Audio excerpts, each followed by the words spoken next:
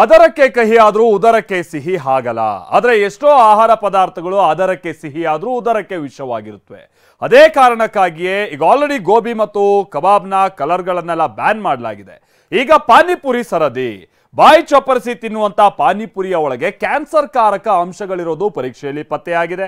ಅದಕ್ಕಾಗಿ ಪಾನಿಪುರಿಗೆ ಬಳಸುವಂತ ಕೆಲ ವಸ್ತುಗಳನ್ನ ಬ್ಯಾನ್ ಮಾಡೋದಕ್ಕೆ ಸರ್ಕಾರ ಸಿದ್ಧತೆಯನ್ನ ನಡೆಸಿದೆ.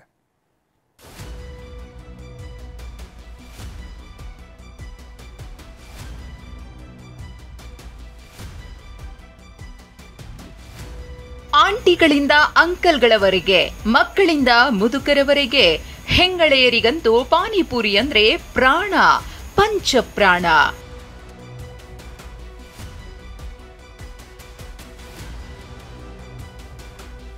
ಇದೇ ಪಾನಿಪುರಿ ನಾಲಿಗೆಗೆಷ್ಟು ರುಚಿಯೋ ಹೊಟ್ಟೆಗೆ ಅಷ್ಟೇ ವಿಷ ಸೇರಿಸುತ್ತೆ. ಎಸ್, ಪಾನಿಪುರಿಯೊಳಗೆ ಕ್ಯಾನ್ಸರ್ ಕಾರಕ ಅಂಶಗಳು ಪತ್ತೆಯಾಗಿವೆ. ಗೋಬಿ ಕಬಾಬ್ ಕಲರ್ನಂತೆ ಪಾನಿಪುರಿಯಲ್ಲೂ ಕ್ಯಾನ್ಸರ್ ಕಾರಕ ಅಂಶ ಪತ್ತೆಯಾಗಿದೆ.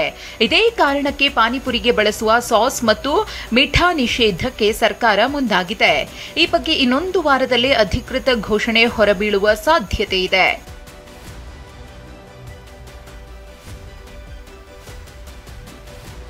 ಅಷ್ಟಕ್ಕೂ ಬ್ಯಾನ್ಗೆ ಕಾರಣ ಏನು ಅಂತ ನೋಡೋದಾದ್ರೆ,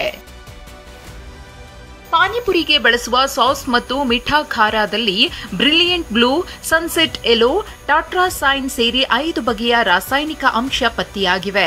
ಈ ಬಗ್ಗೆ ಸಾರ್ವಜನಿಕರಿಂದಲೂ ಸಾಕಷ್ಟು ದೂರು ಬಂದ ಹಿನ್ನೆಲೆ ಬೆಂಗಳೂರಿನ 49 ಪ್ರದೇಶವೂ ಸೇರಿ ರಾಜ್ಯದ ನಾನಾ ಭಾಗಗಳಿಂದಲೂ 243 ಸ್ಯಾಂಪಲ್ಸ್ ಸಂಗ್ರಹಿಸಲಾಗಿತ್ತು.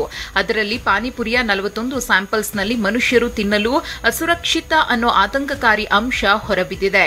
ಬೆಂಗಳೂರಿನ 19 ಕಡೆಯಲ್ಲಿ ಕ್ಯಾನ್ಸರ್ ಕಾರಕ ವಸ್ತು ಬಳಸ್ತಾ ಇರುವುದು ಬೆಳಕಿಗೆ ಬಂದಿದೆ. ಹಾಗಾಗಿಯೇ ಕ್ಯಾನ್ಸರ್ ಕಾರಕ ಸಾಸ್, ಮಿಠಾ ಬ್ಯಾನ್ಗೆ ಚಿಂತಿಸಲಾಗ್ತಿದೆ. ಈ ರೀತಿ ಕೆಮಿಕಲ್ ಹಾಕಿ ತಯಾರಿಸಿದ ಪಾನಿಪುರಿ ತಿಂದ್ರೆ ಮನುಷ್ಯನ ದೇಹದ ಮೇಲೆ ಪರಿಣಾಮ ಬೀರುತ್ತೆ. ತಿಂದವರಿಗೆ ಹೊಟ್ಟೆ ಕ್ಯಾನ್ಸರ್ ಬರುವ ಸಾಧ್ಯತೆಯೂ ಇರುತ್ತೆ. ಇಮಿಡಿಯೇಟ್ ಆಗಿ ಹೇಳ್ಬೇಕಂದ್ರೆ ಅದು ಖಾರ ಜಾಸ್ತಿ ತಿಂದರೆ ಒಂದು ಅಸಿಡಿಟಿ ಜಾಸ್ತಿಯಾಗಿ ಎದೆಯಲ್ಲಿ ಉರಿ ಬರುತ್ತೆ. ಕೆಲವರಿಗೆ ಹೊಟ್ಟೆನೂ ಕೆಟ್ಟು ಲೂಸ್ ಮೋಷನ್ ಆಗಿರೋದು ಉಂಟು, ಧೈರ್ಯ. ಇನ್ನು ನೆಕ್ಸ್ಟು ಅದು ಹಂಗೆ ಬಿಟ್ಟರೆ ಅದು ರೆಗ್ಯುಲರ್ ಆಗಿ ಖಾರ ತಿಂತಾಯಿದ್ರೆ 1 ದಿನ 2 ದಿನ ಪರವಾಗಿಲ್ಲ. ರೆಗ್ಯುಲರ್ ಆಗಿ ನೀವು ಅದನ್ನು ತಿಂತಾಯಿದ್ರೆ ಗ್ಯಾಸ್ಟ್ರೋಎಂಟರಿಟಿಸ್ ಆಗುವಂಥ ಚಾನ್ಸ್ ಇದೆ ಮತ್ತು ಹೊಟ್ಟೆ ಕೆಡುವಂಥ ಚಾನ್ಸ್ ಇದೆ. ಇದು ರೆಗ್ಯುಲರ್ ಆಗಿ 5 ರಿಂದ 7 ವರ್ಷ ಸೇವನೆ ಮಾಡಿದ್ರೆ ಅಲ್ಸರ್ ಮತ್ತು ಕ್ಯಾನ್ಸರ್. ವಿನಯ್ ಕಾಶಪ್ಪನವರ್, TV9 ಬೆಂಗಳೂರು.